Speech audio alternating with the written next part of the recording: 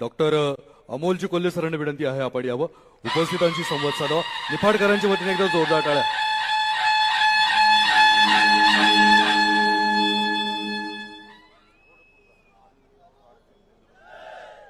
जय शिवराय. आजच्या या शेतकरी मेळाव्याला मार्गदर्शन करण्यासाठी, ज्यांचं मार्गदर्शन ऐकण्यासाठी आपण सगळेजण आतुर आहोत ते देशाचे नेते आदरणीय शरदचंद्रजी पवार साहेब. महाराष्ट्रातल्या संघर्षाचं जे प्रतीक बनलेत, म्हणजे ज्यांच्या गळ्यातला भगवा हा हवेत कधी लहरतो याची आम्ही वाट बघत असतो, ते खासदार संजयजी राऊत साहेब. राष्ट्रवादी काँग्रेस पक्ष शरदचंद्रजी पवार पक्षाचे प्रदेशाध्यक्ष जयंतरावजी पाटील साहेब, आदरणीय खडसे साहेब, महिलांच्या प्रदेशाध्यक्षा रोहिणीताई खडसे, जितेंद्रजी आव्हाड, सुनीलजी भुसार, व्यासपीठावरील सगळेच मान्यवर. वेळेची मर्यादा असल्यामुळे सगळ्यांचा नामोल्लेख टाळतो, तेवढी मी दिलगिरी व्यक्त करतो. खरं तर ही जी महासभा एकजुटीची, हा जो लढा स्वाभिमानाचा आहे, हा स्वाभिमानाचा लढा का लढायचा याचा जर प्रत्येकानं विचार केला तर रोज पेपरमध्ये असेल, टीव्ही मध्ये असेल, रस्त्यावरच्या होर्डिंग मधून असेल, जाहिरातींचा महापूर आलाय. महापूर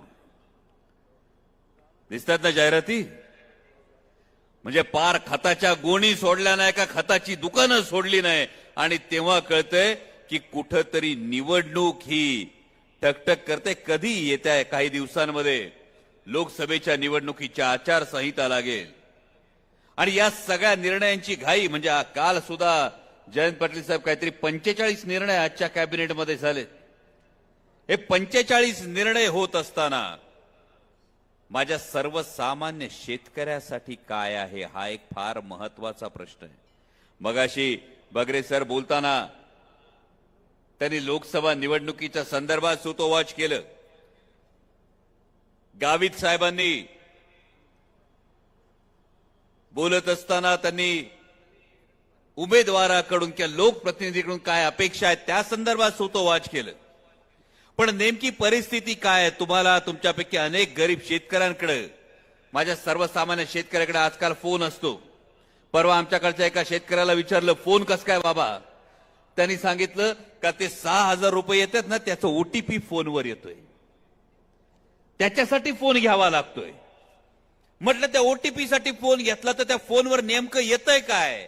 त्यांनी सांगितलं पहिली 2 दिवस मेसेज येतो का तुम्हाला 6,000 देतोय, तुम्हाला 6,000 देतोय. तिसऱ्या दिवशी फोन येतोय, 6,000 मिळाले का, 2,000चा हप्ता मिळाला का? बरोबर. माझ्या भावानं हा फक्त वरवरचा मुलामा आहे. याचा वर्ख जर खरवडून काढला तर विचार करा, 3 डिसेंबरला कांद्याची निर्यात बंदी झाली. 3 डिसेंबरला जेव्हा कांद्याची निर्यात बंदी झाली, 2023 साली कांद्याचा भाव काय चालला होता? 42 रुपयांनी जात होता, 4,200 चालला होता, 4,000 रुपये रेट होता. म्हणजे 42 रुपये किलो होता, 40 रुपये किलो दर चालला होता. त्यानंतर 3 डिसेंबरला निर्यात बंदी झाल्यानंतर जवळपास 45 दिवस ही निर्यात बंदी राहिली. महाराष्ट्रातल्या शेतकऱ्याचं नुकसान झालं ते 2,000 कोटी रुपयांचं नुकसान झालं. जिथं महाराष्ट्राच्या शेतकऱ्याचं 2,000 कोटीचं नुकसान झालं, तिथं 2,000 रुपयाचं कौतुक आम्ही किती वेळा फोनवर ऐकायचं याचा प्रत्येकाने विचार केला पाहिजे. विचार करा, जो 40 रुपयाचा दर होता, आता कांद्याला भाव किती मिळतोय? 1,800 चला 2,000 मिळतो समजा. म्हणजे किलो मागे नुकसान किती? 20 रुपयाचं झालं. बरोबर.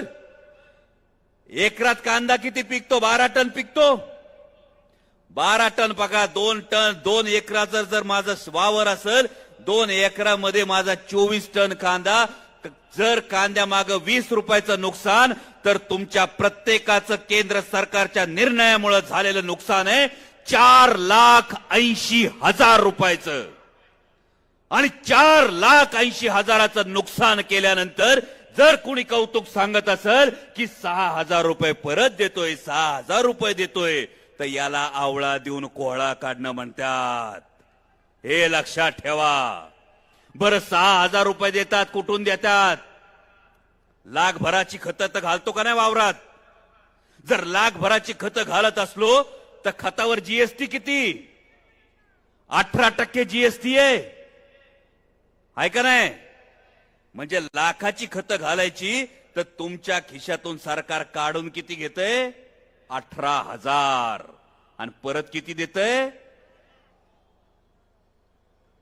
म्हणून भावांनो, मगाशी आव्हाड साहेब म्हणाले त्या पद्धतीनं ही निवडणूक केवळ कुठल्या उमेदवाराची नाही, कुठल्या पक्षाची नाही. ही निवडणूक तुमच्या माझ्या अस्तित्वाची, ही निवडणूक तुमच्या माझ्या स्वाभिमानाची आहे. विशेषतः निफाडमध्ये उभं राहून बोलत असताना खरं तर द्राक्ष बागायतदारांचा फार मोठा हा संपूर्ण परिसर 10 वर्षांपूर्वी जेव्हा हे सरकार सत्तेत आलं तेव्हा सांगितलं होतं शेतकऱ्याचं उत्पन्न दुप्पट होणार. मला एक द्राक्ष उत्पादक शेतकरी आज दाखवा ज्याच्या डोक्यावर कर्जाचा बोजा नाही. कारण 10 वर्षापूर्वी 2.5 लाख रुपये एकरी जो खर्च येत होता तो खर्च आता 3.5 लाखावर गेलाय का नाही? आणि जेव्हा एक्सपोर्टच्या द्राक्षाला सरासरी 80-90 रुपये भाव मिळत होता तो भाव आता 65-70 रुपयावर आलाय का नाही? कुठं गेलं किसानचं उत्पन्न दुप्पट होणं? हे सगळे प्रश्न आपल्याला विचारायचे. आणि हे प्रश्न आपण जेव्हा विचारतो तेव्हा विशेषतः या नाशिकच्या भूमीमध्ये, निफाडच्या भूमीमध्ये जवळच रामशेतचा किल्ला आहे. आज मी ज्या सुरुवातीला निर्णयांचं 45 निर्णय घेतले गेले, यामध्ये महाराष्ट्र सरकारने आज एक निर्णय घेतला आणि तो निर्णय ऐकल्यानंतर एका डोळ्यात आसू आणि एका डोळ्यात हसू अशी परिस्थिती निर्माण झाली टकलेच्या. आज वेल्हे तालुक्याचं नामकरण राजगड तालुका करण्यात आलं. नक्कीच अभिमान आहे. प्रत्येक शिवभक्ताला हा अभिमान वाटेल अशीच गोष्ट आहे की छत्रपती शिवाजी महाराजांच्या पहिल्या राजधानीचं नाव या तालुक्याला दिलं. तसे पुरावे होते आणि आमच्या नेत्या खासदार सुप्रियाताई सुळे यांनी याचा सातत्यानं पाठपुरावा केला होता. परंतु जे सरकार छत्रपती शिवाजी महाराजांच्या पहिल्या राजधानीच्या नावानं नामकरण करतं ते सरकार छत्रपती शिवाजी महाराजांचा आदर्श पाळतं का? ही सगळ्यात महत्वाची गोष्ट आहे. कारण शेतकऱ्याच्या भाजीच्या देठाला हात लागू देऊ नका, ही जी छत्रपती शिवाजी महाराजांची शिकवण होती, या शिकवणीनुसार आत्ताच्या 1 फूल 2 डाऊटफुलच्या सरकारनं एकदाही आमच्या कांदा उत्पादक शेतकऱ्याचा प्रश्न मांडला नाही. मगाशी जेपी बोलत होते, गावित साहेब बोलत असताना गावित साहेबांनी जी अपेक्षा व्यक्त केली, ही कांद्याचा प्रश्न असेल, हा शेतमालाच्या बाजारभावाचा प्रश्न असेल. देशाच्या लोकसभेमध्ये महाराष्ट्रातले 48 खासदार निवडून जातात आणि या 48 पैकी 39 खासदार हे महायुतीचे आहेत. 39 खासदार. या 39 खासदारांपैकी एक खासदार दाखवा ज्याने कांद्याची जेव्हा निर्यात बंदी झाली तेव्हा संसदेमध्ये गर्जना केली. या 39 पैकी एक खासदार दाखवा ज्याने महाराष्ट्रातले उद्योगधंदे पळून नेले जात होते तेव्हा तोंड उघडलं. आणि म्हणून आता प्रश्न विचारण्याची वेळ आली आहे की संसदेमध्ये दिल्लीतून गुबुगुबू वाजल्यानंतर माना डोलवणारे नंदी बैल पाठवायचे की महाराष्ट्राच्या हितासाठी गरजणारे वाघ पाठवायचे, हे आता तुम्ही ठरवायचं. मगाशी आव्हाड साहेबांनी एक उल्लेख केला, विशेषतः महाराष्ट्रामध्ये आणि या नाशिकच्या भूमीमध्ये उभं राहून बोलत असताना जवळच किल्ले रामशेज आहे. राऊत साहेब गेले काही वर्ष महाराष्ट्र बघतोय की जुन्या काळी पाटील साहेब जेव्हा वतन खालसा होणार असेल तेव्हा भले भले सरदार, भले भले शेर हे मिट्टी के ढेर व्हायचे. आठवतंय? या शहाचं आक्रमण आलं, त्या आदिलशहाचं आक्रमण आलं, मुघल शहाचं आक्रमण आलं. वतन जाऊ नये म्हणून बाजू बदलली जायची. आणि याच नाशिकच्या भूमीमध्ये किल्ले रामशेज उभा आहे जवळपास 40 मिनिटाच्याच अंतरावर आहे. या किल्ले रामशेजला घेण्यासाठी जेव्हा औरंगजेबाचा सरदार आला तेव्हा त्यांनी सांगितलं, हे सकाळी जातो, दुपारी किल्ल्यावर तोफांची आतिषबाजी करतो आणि संध्याकाळी तुमच्या तंबूत येऊन सोबत आपण खाना घेऊ. त्या किल्ल्यावरच्या किल्लेदाराचं नाव सुद्धा आज कोणी सांगू शकत नाही, पण हा सर्वसामान्य किल्लेदार या मातीतला होता, ज्या किल्लेदारानं तब्बल 6.5 वर्ष रामशेज लढवला, 6.5 वर्ष औरंगजेबाच्या बलाढ्य सैन्यासमोर लढवला. ही प्रेरणा या मातीतली आहे. त्यामुळे वतनदार वतन खालचा होण्याच्या भीतीनं कुठेही गेले असतील तरी सर्वसामान्य मावळ्याची चिकाटी या मातीत आहे आणि ही चिकाटी आपल्याला येणाऱ्या काळात दाखवायची. कारण गेल्या काही वर्षात महाराष्ट्रानं बघितलं, 2 सिंह होते. हे सिंह जेव्हा जंगलात राहत होते ना तेव्हा ते डरकाळ्या फोडत होते. हे सिंह जेव्हा जंगलात राहायचे तेव्हा ते डरकाळ्या फोडायचे. बरं, जंगल आपलं, सिंह आपलाच, त्यामुळे डरकाळी फोडली का सगळे ऐकायचे. एक दिवस सिंहाला काय झालं कळलं नाही. आता काय झालं तुम्हाला कदाचित माहित असेल, पण सिंहाने ठरवलं आता जंगल बाज झालं, आता सर्कशीत जाऊ. म्हणून कुठली सर्कस म्हटले, मी काहीच बोललो नाही, हे बोलतायत. 2 सिंह जंगलाला कंटाळले म्हणून सर्कशीत गेले. त्यांना विचारलं सर्कस कुठली कुठली. त्या सर्कशीत 2 सिंह गेले. ते म्हणतायत ईडी नावाची काहीतरी सर्कस आहे. या सर्कशीत 2 सिंह गेले, पण सवयीप्रमाणे आधी सारखीच डरकाळी फोडायला लागले. गेल्या काही दिवसात तुम्ही वर्तमानपत्रात वाचत असाल, एका गुजराती रिंग मास्टरने हंटर वाजवला. त्या सरशी पहिली डरकाळी फोडणारा म्हटला 18 नको 13 दिल्या तरी बास. दुसरा म्हटला